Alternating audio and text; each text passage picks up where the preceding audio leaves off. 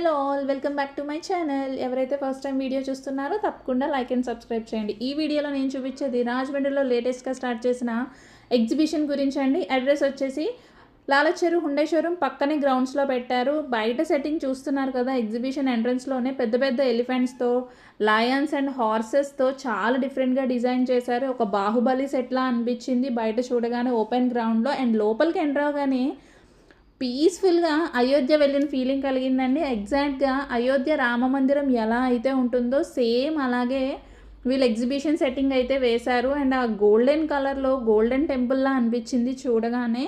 చాలా క్రౌడ్ వచ్చింది. బయట చూస్తే అసలు పార్కింగే ఖాళీ లేదనుకున్నాం, కానీ లోపలికి ఎంటర్ అయితే చాలా స్పేషియస్గా ఒక టెంపుల్ బయట మనం దర్శనం చేసుకుని ఎలా అయితే కూర్చుంటామో అక్కడికి వచ్చిన ప్రతి ఒక్కళ్ళు కూడా రెడ్ కార్పెట్ మీద హ్యాపీగా కూర్చొని రిలాక్స్ అవుతున్నారు.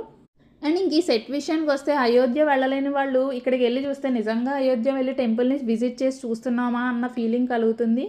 ప్రతి ఒక్క పిల్లర్, ప్రతి ఒక్క కార్వింగ్ డిజైన్ ఎంత ఓపిక్గా, ఎంత హార్డ్ వర్క్ అండ్ డెడికేషన్తో చేశారో చూస్తే మీకే అర్థమవుద్ది. కంప్లీట్గా వుడ్తో అయితే డిజైన్ చేశారు. ఇది ఎన్ని రోజులు కష్టపడ్డారో అండి.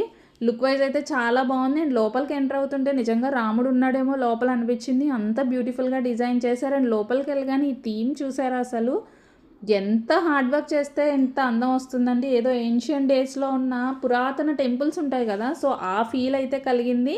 ప్రతి ఒక్కళ్ళు అయితే ఎంట్రీ టికెట్ తీసుకొని ఈ చూడ్డానికి టెంపుల్ లాగా కన్స్ట్రక్ట్ చేసిన ఈ సెట్ చూడ్డానికి అయితే మస్ట్ అండ్ షుడ్గా వెళ్ళండి. మీకు చాలా బాగా నచ్చుతుంది, డామ్ షూర్గా చెప్తున్నాను.